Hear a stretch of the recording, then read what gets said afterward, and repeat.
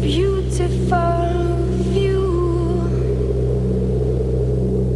from the top of the mountain. Every morning I walk towards the edge and throw little things up like car parts, bottles and cutlery, or whatever I find lying around. It's become a habit, a way to start the day. I go through this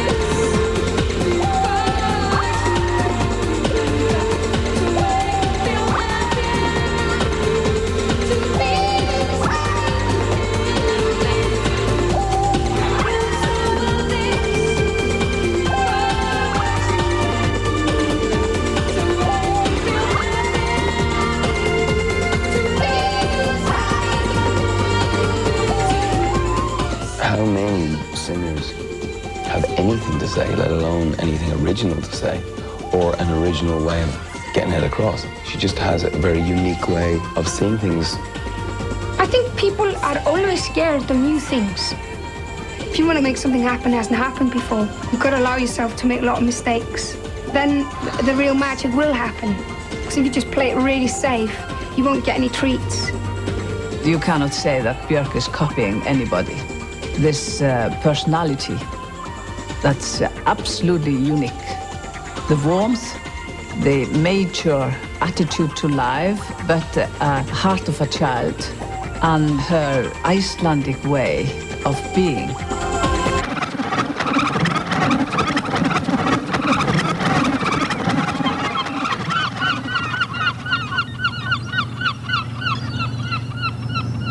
I come from Iceland, and this harbour is probably my roots, you know, and the weather and the mountains. For me, this is the heart of Reykjavik. I never try to do things that are Icelandic, you know. I don't sort of go out of my way.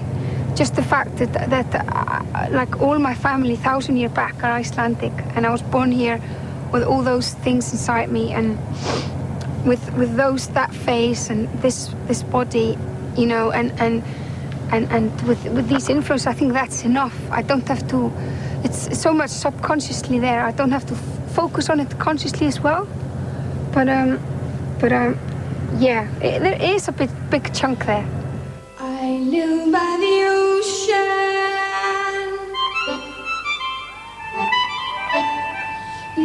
During the night, I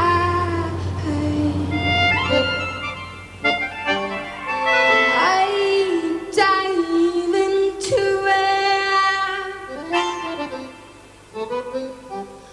Underneath,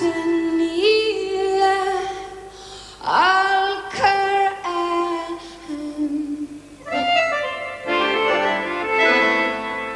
Down by the bottom.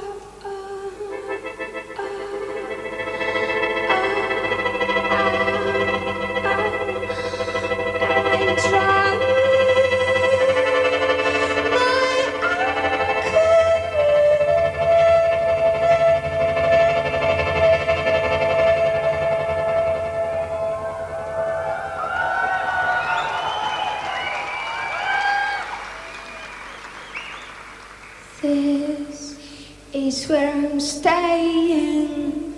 This is my home. Well, I always sang since I was a kid. It has always been like my natural reaction to things. My stepfather, who started with my mother when I was 4, and he played me a lot of music and had a lot of time for me. And he used to sit with me every evening sometimes. And we would write down a lot of lyrics. We go through things, we pick up the chords. And he used to be in a top 40 band in Iceland. Voru vitringarnir 3 frá Austurlöndum. Kaspar, Melchior og Baltasar. They sent me to classical music school. when I was 5, and I was there for 10 years. It was very conservative, but I was a bit of a rebel. I would do my own little projects in the corner. I would get a lot of freedom. I would talk to a lot of, that's how I got introduced to like Jesse Stockhausen and electronic music. You know, I basically got introduced to all music there is. I mean, in European, at least, let's say 400 or 500 years. And even though I ended up deciding that majority of it was not maybe my cup of tea, at least I knew it existed. So I could like say, okay, I've dealt with this, you know? So I think very quickly I said, okay, you got classical music, you got pop, you got jazz, and everybody thinks their stuff is great and the rest is crap. I just really quickly loved introducing my grandparents to Jimi Hendrix stuff, or my mom to classical stuff, or bringing jazz records to school, you know. And then it just kind of came out that when I started being in bands, because I was so kind of obsessed with new things getting made, that I kind of ended up just being on the microphone, you know. But it was very natural process. I've been singing professionally more or less since I was about 11, 12. Góði Guðfallei mömmu frá, hún háttar mig og baðar og mér hjá. Svo klæðir hún mig í náttföt hlý. Guð blessi pappa, ég glemdi því. It's a small town and people knew I did gigs, I played flute, I sang. And then this guy wanted to make a children's record. It sold 5,000 copies, which is gold in Iceland. But then they wanted to do, then it came out in the record company, and the record company was like, they wanted to do another one. But I didn't want to. So I said, okay, that's it. Because I felt very awkward. I was doing interviews and all sort of stuff, and people recognized me in the street and my school. I got much more attention than I wanted before I asked for it, where I think a lot of people don't get the attention till long after they want it. So I immediately sorted out in my head that that's not what I want. I want to make music.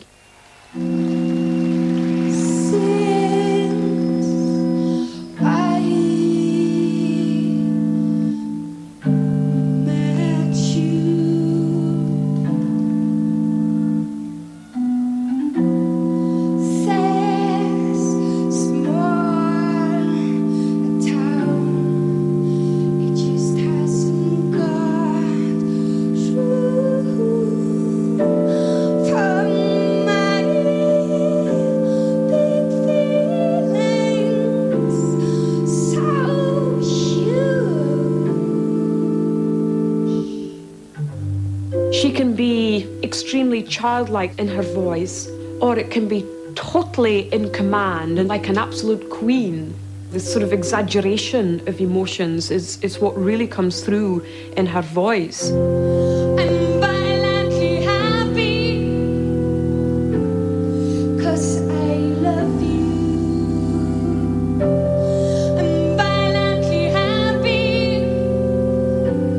but you're not here. I'm violently happy. Come calm me down before I get into trouble.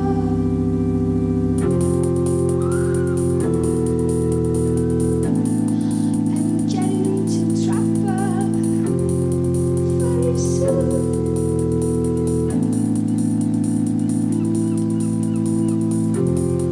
I tiptoe down to the shore. I stand by the ocean and I make it roar at me, and I run back. Ooh.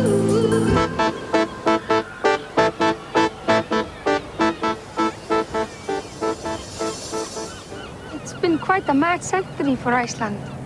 Because like 100 years ago, my grandparents' generation, they were brought up in like mud houses. The lifestyle was like Middle Ages, you know? And then we became independent in 1944, and we became, after World War II, like, I think the 5th richest country in the world or something, like really quickly. It developed in maybe 80 years what, say, England has developed in 400 years. It's so quick that it's almost violent.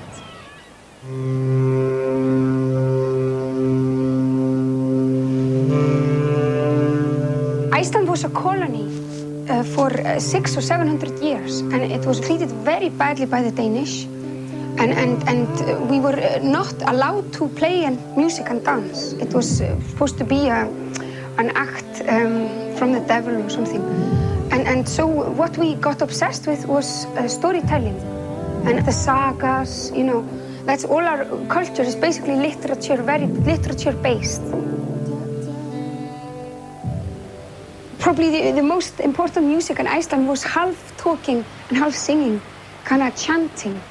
Freyrum ganga fuglar frá, flöktan dranga bjarga, sólarvanga syngja hjá, sálma langa og marga.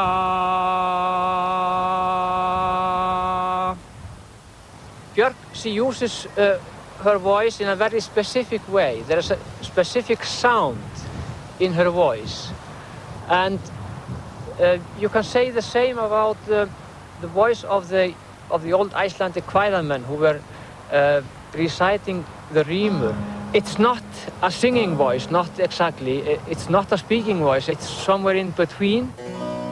While you are away, my heart comes undone, slowly unravels. Like a ball of yarn, the devil collects it with a grin. Our love in a ball of yarn, you never return it. Will you come back?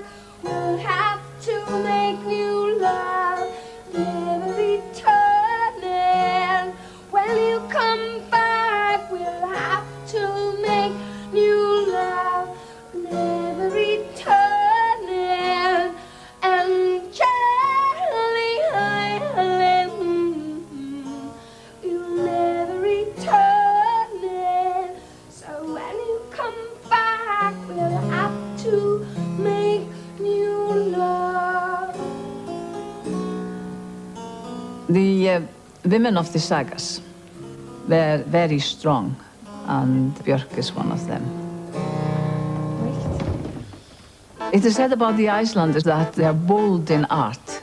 They do not calculate the steps. If I do this today, this will happen tomorrow. They do today what they have to do today. All that's very Icelandic, because we live with this nature and the elements that we have to defy all the time. We are not thinking about it every day, but it forms our character, of course. I think when you come from a place where nature can kill, I mean, you could literally not be here in a week. That sort of makes you humble, and I think it's healthy. It puts you in your place.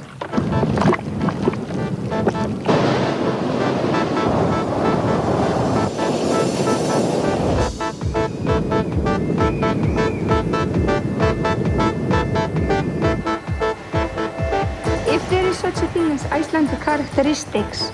We're talking about an individual who's fiercely independent. It's like so self-sufficient. It's like arrogant. And like anarchy is just like some people who invented anarchy like 100, 200 years ago. You know, Icelandic people is like so.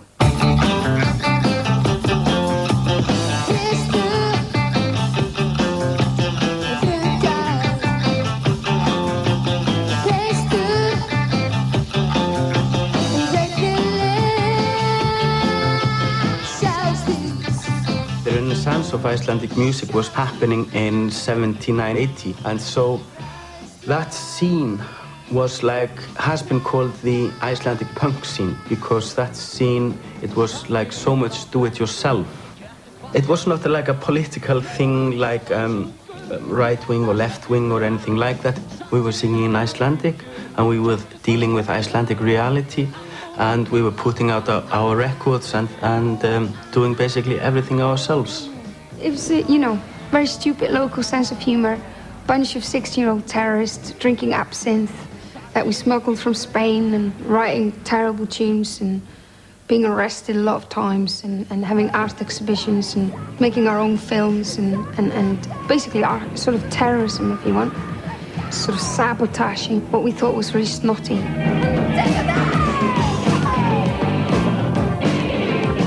I think the people that ended up forming Cook and the Shoe Cubes, Bad Taste, they were bound to meet, you know, because in such a small town, having the same obsession, basically being terrified of mediocrity. I think that was always been our biggest enemy. Mediocrity, materialism, narrow-mindedness, small town mentality. And we'd do anything to break that down.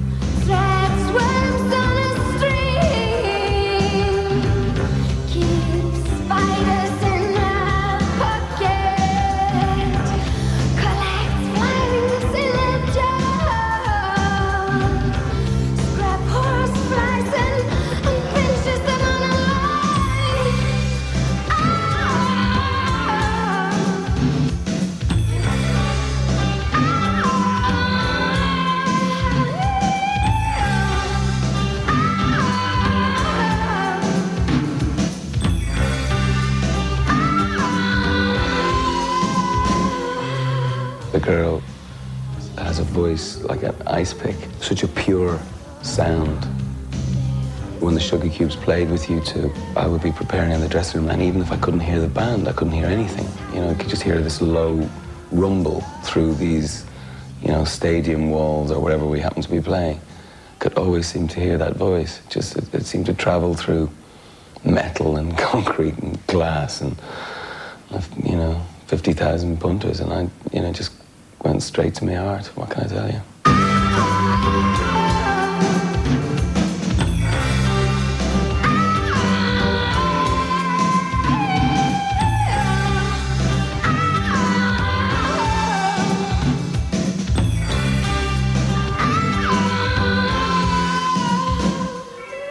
There was nothing like it. There was a void in the world of pop music, and suddenly there was a light, and it happened to be us, and we were from Iceland, and we were the Sugar Cubes. Somebody told me that Birthday had been chosen single of the week in Melody Maker, and my response was, oh shit, because I knew it was trouble. And boy, it did prove out to be trouble for us. There was like companies that came here and got offered us 60 trillion billions, and we just told them all, you know, to F-U-C-K off, because we were being terrorists and all that. And that took about 1.5 years that we just kept sending them back. The agenda of the Sugar Cubes was never to become, like, world famous. We were doing this for fun. 2, even 3 of the Sugar Cubes were probably the most promising poets or writers of Iceland's new generation. And they were finding themselves, they hadn't written a letter for 2 years. Because they were doing sound checks in like Texas and Alabama and doing guitar solos, and which is kind of funny. I mean, it is funny, but it's only funny for so long, you know. The trappings of the business, I think, were the end of the Sugar Cubes. We just had enough, and we were all friends, and so instead of spoiling a very good friendship, we destroyed a business relationship. I had been making music like for theater, for film, like pop stuff, jazz stuff, experimental stuff, electronic stuff. Basically try everything, basically work with everybody in Iceland, but always with other people's visions.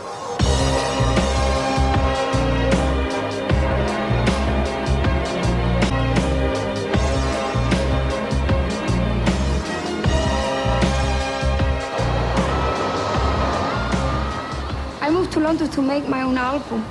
It was time for me then to write songs about me. I was 27. I thought, okay, you know, you're a coward if you don't try more things. It was a very big decision to move, mostly because of my son, and I'm a really family-orientated person. Stop confusing me. When I came to London, I was very looking, and I was very sure that I was gonna do an album that hadn't been done before. So the people I was most attracted to, and the scene I was most attracted to when I came here, was people who knew as little as I did about what was going to happen. Not people that had already established things, but people that were still trying to sort of entering the unknown, if you want, and trying to discover something that hadn't been discovered before. London is gorgeous because it functions as a brewing pot for people from all over the planet on similar missions to me. And if I don't talk to them regularly and I don't see them play regularly, I just go mad. You know, in Iceland I was very much the odd one out, you see. I just need to know that I'm not the only one. And the people that ended up in my band without me planning it so were like one person from Iran, one from India, one from Turkey, one from Cyprus, one from Barbados. It's a bit like Immigrants United. For me, the whole Britpop thing and the Oasis thing and the whole guitar thing is this kind of British scare of losing Britishness and the immigrants taking over and that. English people like the Britpop scene, they just seem to repeating and trying to sort of hold the Victorian flag alive, but it's just, you know, dead, you know. And it don't seem to be doing anything fertile. Nostalgia is the order of the day for the most here. Except in dance culture and club culture, people are looking to the future, which is, I think, why Björk was attracted to that.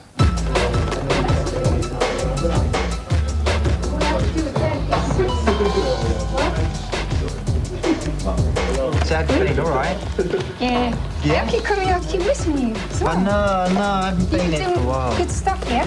Yeah, one's excellent, like really good underground minimal techno with some really mad lock grooves on it as well, but kind of like sort of 80s disco sort of stuff it sounds like. But this is one from Germany, which is the guy's called Dynamo, which is really, really cool. It's kind of like on that Herbert sort of tip, which is really good. If she is shopping around, she's the Imelda Marcos of good ideas. And what's wrong with that? I mean, that's what you do, isn't it? You shop around. I can't wait to take you seriously, man. What are you doing? Just obsessed with people with exciting ideas, and it's a bit of a weakness of mine, really. I've got no interest in working with people who do what I tell them to do. You know, it's just no point. I might as well just do it myself then. So I'd much rather work with people who are just as strong as me and preferably stronger. And so it's like I give 9 billion and they give 9 billion or whatever, and that's the kick. She is able to hold on to her identity, to her own style, no matter who she collaborates with.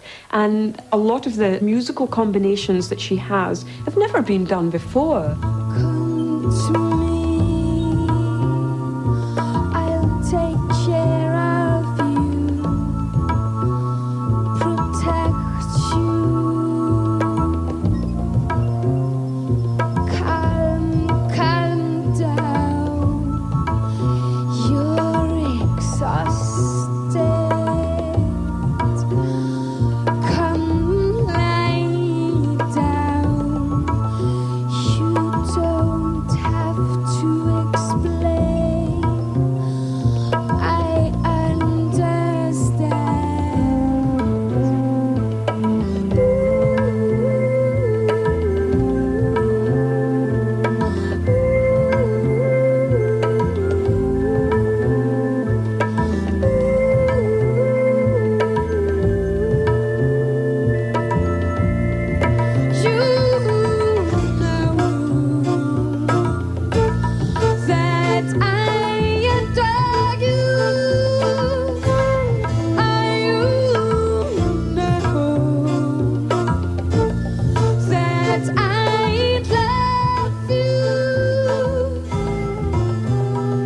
In 1993, Björk released her first solo album of original work. It turned her into an international star.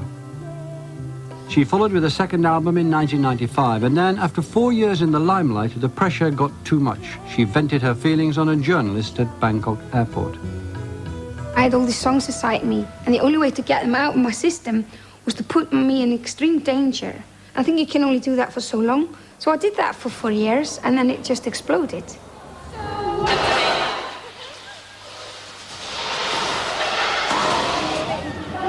When you've gone to that sort of speed of living, like 9,000 miles per hour, you don't exactly fade down. I think you sort of explode, really, and crash. That's what I did. Björk does not need adoration for her to make her music. And being stared at in the street and whispering, "There's Björk," does her more harm than anybody. People can, they don't know how much harm they are doing. Iceland's pop queen leaving her home in West London late this afternoon, still distressed at the discovery she'd been the target of a crazed fan's attempt to harm her. It's just kind of a very sad thing, you know, obviously when somebody shoots their face off, you know. It's terrible. I'm not sure if I'll dream very properly for a while. You must be very frightened when they say... These are the last pictures of the bomber. His body was discovered after neighbours called police. Bizarrely, he'd filmed himself making the chemical explosive. People shouldn't take me too literally and get involved in my personal life. I make music for people, you see.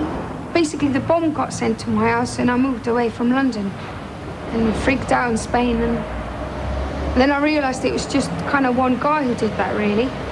You can't blame that on a nation, can you? You know? But it doesn't matter. When that happens to you, it doesn't matter what people say to you. There's no logic. It's just when you've gone through that experience, you just want to go and never come back, you know?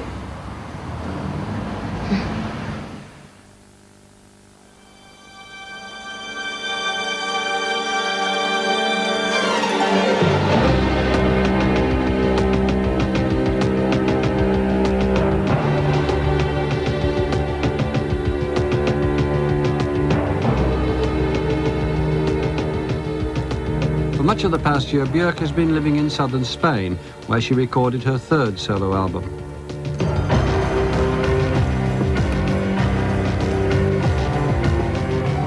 I think there's something very special about living at the edges of continents, and it just feels completely different, and it shouldn't, you know, that you look out the window and you can see another continent over there, and it's just kind of like, it's a really healthy turn on somehow. The idea that every morning you could wake up and literally go to Africa.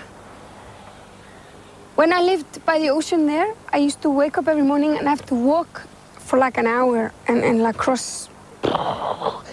And then I felt like I was in Spain. And then I could work. And I wake up the morning after and I hadn't just grasped the idea. So I had to do that for a month. And then I moved up here to the mountain. And the only way I can take all this in, because it's just so outrageous, and I keep just thinking, I'm just looking at a backdrop or something, and it's just like, they're going to pull the curtains in a sec.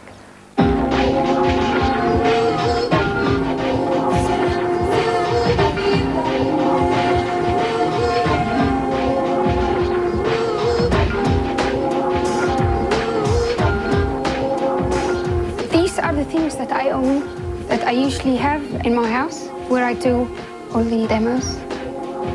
So we set this up and brought this down to Spain.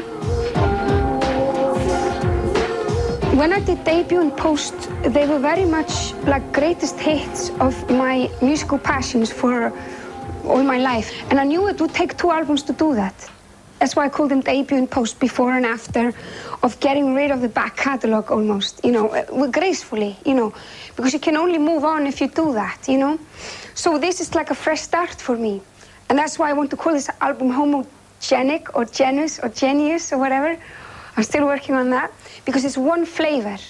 It's just me now, you know, here. And it's going to be, instead of like all these different instruments, it's just going to be beats, strings, and voice.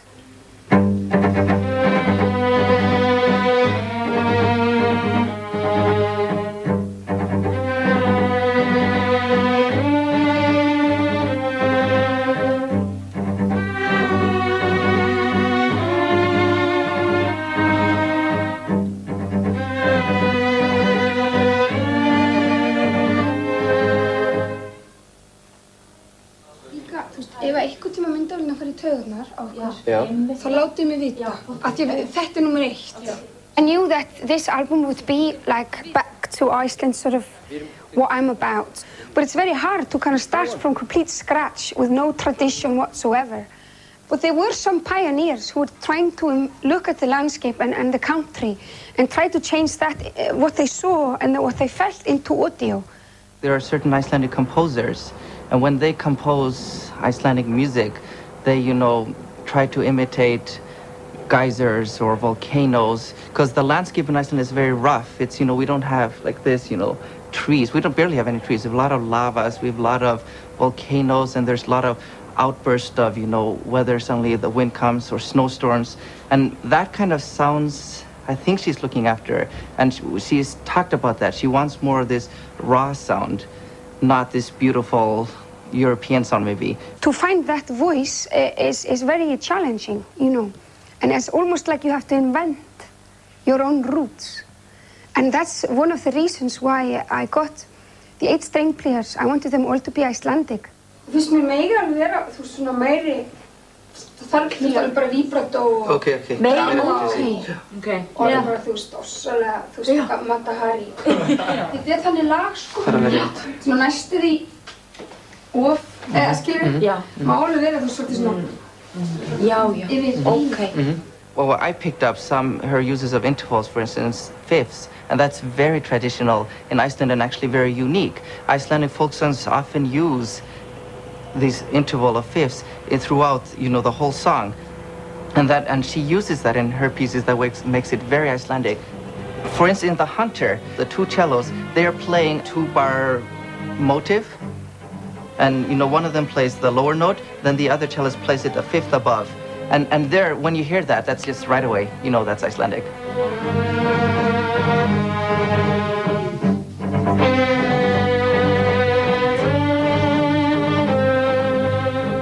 I wrote a song called Hunter, and it's based on what my grandmother told me on Christmas about 2 different types of birds who are birds that always have the same nest all their lives, like swans. And they always have the same partners all life. And there are birds that travel all the time, and they always have different partners all the time. And kind of like to make a conscious decision to stay a hunter. It kind of ended up being a little bit of a bolero, I guess. Maybe because it's Spain. That's the only song with the string arrangement I asked Deodato to do completely. One of the notes that we had, we discussed maybe trying a figure such as a bolero, you know, Ravel's bolero.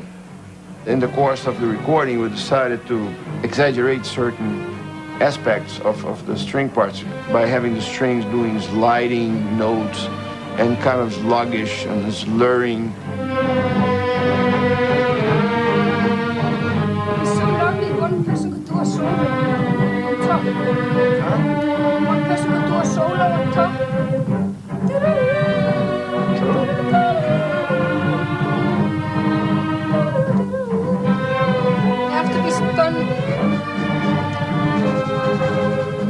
When she sends me something, it's pretty much done.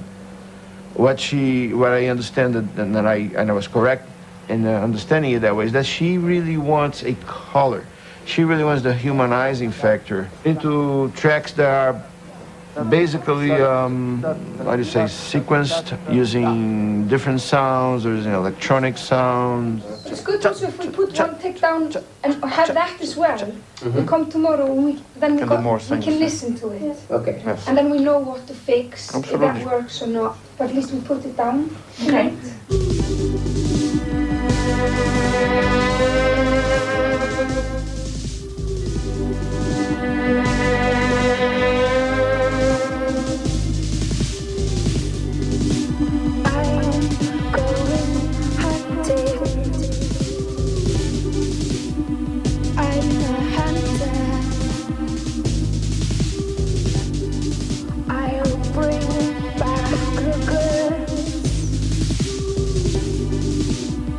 But I don't know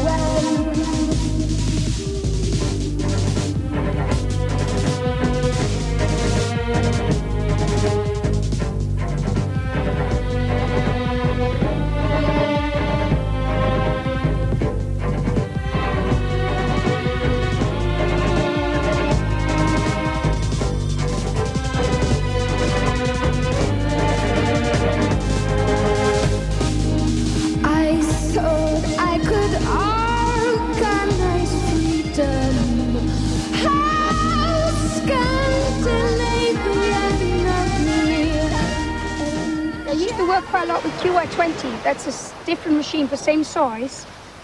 And you have 8 tracks and 100 noises. And you can make as many songs as you want. And a lot of my tunes for the last 4 years I wrote on that. It's so incredibly convenient. Put the batteries in and you can take it. You can write on the airplane or your grand's house on the top of a volcano, or in a club or in a tube. But this is a different machine. This is like a sampler. Mark Bell bought this one, and he's just teaching me it. It was just a way of capturing like noises, like say acoustic instruments or other noises, but then being able to change the pitch of them, like to make them any noise into like music. Then like it could be a door shutting for a drum sound. What I'd love to do live is kind of put a lot of effects on my voice.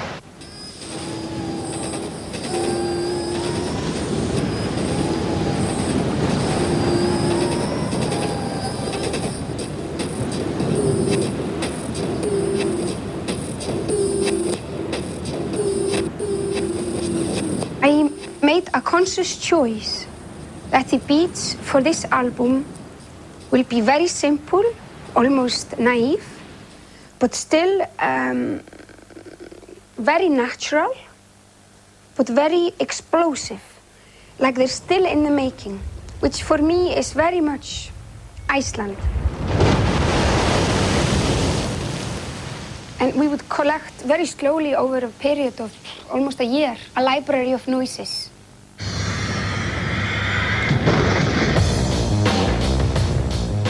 Iceland is geographically probably the youngest country on the planet. It's still changing and growing and very raw.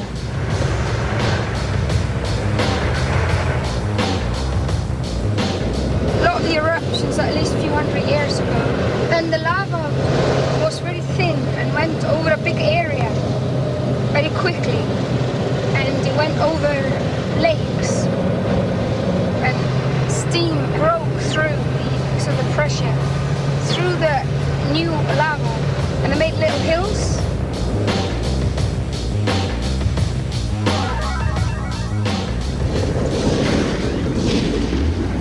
So there's a lot of energy here. I wanted the beats to be like this.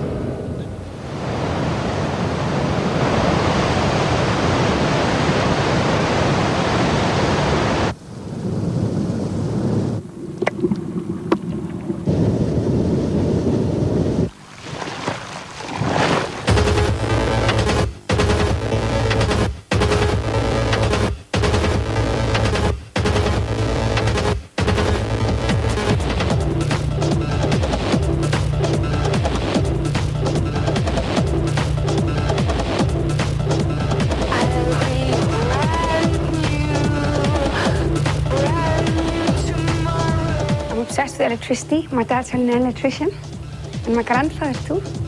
And I've been obsessed since I was a kid with people like Stockhausen, Kraftwerk, Brian Eno.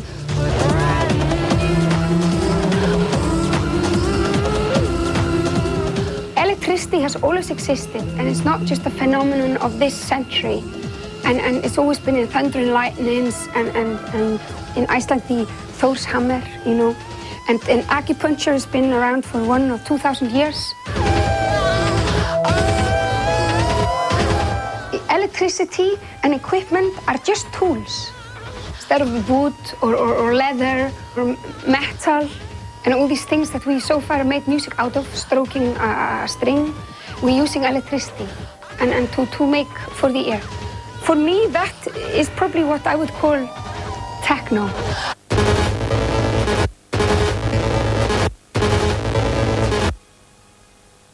I find it so amazing when people tell me that electronic music has not got soul, and they blame the computers. They got the finger and point at the computer. It's like, there's no soul here. It's like, you can't blame the computer. If there's not soul in the music, it's because nobody put it there. And it's not the tool's fault.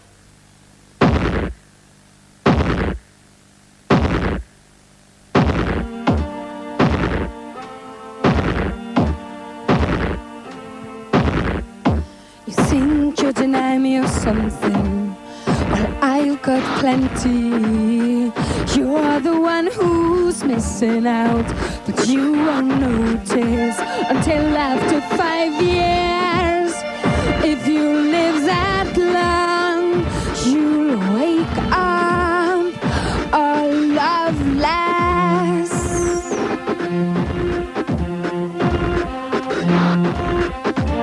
I dare you to take me on. I dare you to show me your pulse. I'm so bored of cowards that say they want, then they can't tender.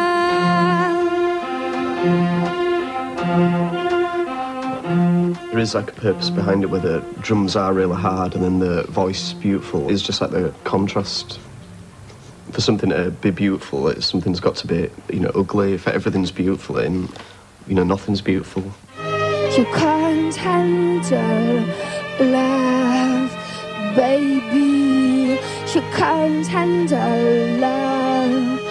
Oh, it's obvious you can't handle. I dare you.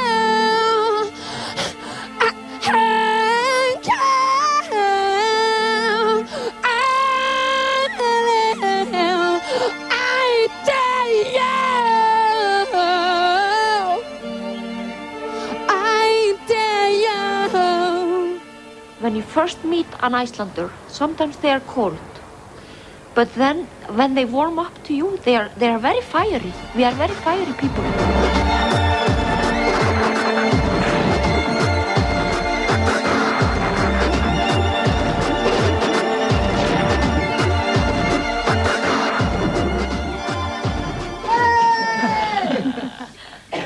Anita! You are in all these different moods through 1 week. You are grumpy, you're cheerful, you're stupid, you're delicate, you're complicated, you're moody, and of course there's a song for every occasion, Joy is the hardest thing of all to put across, whether you're a painter or a filmmaker or whatever you do, And it's easy to paint with black. It's easy to be angry, but the ecstasy, in her voice is unusual. I've lost my cards, you deal me another hand. Even when I sleep, you're real, on your way to me. You don't have to speak, I feel.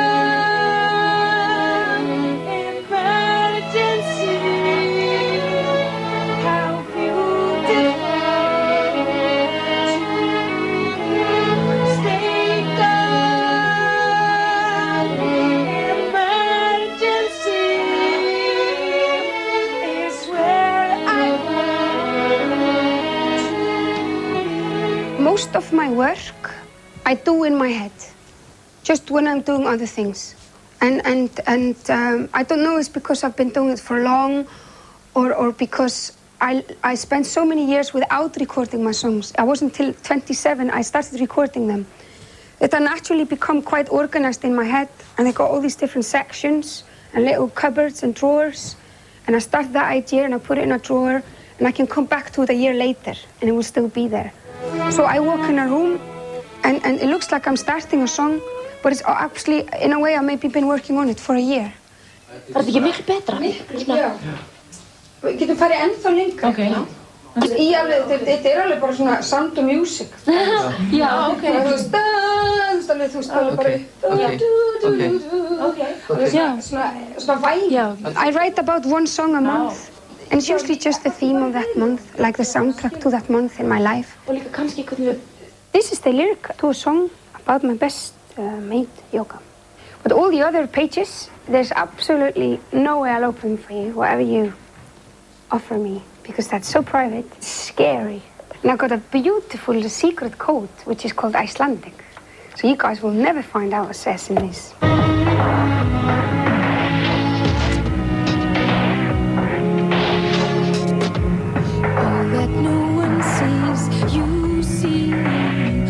Inside of me, every nerve that hurts, you heal deep inside of me. Ooh, you don't have to speak.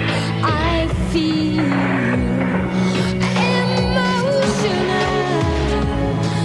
landscapes. They pass on me, confused.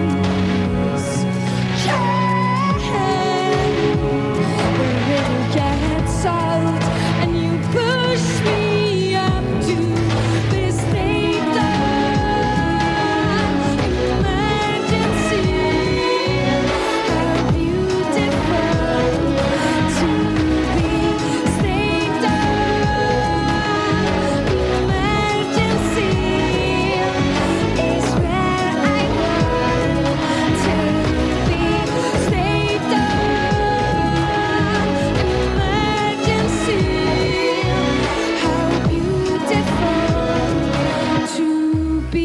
Number 1, 2, 3, 4, and 5, and all the way up to 73.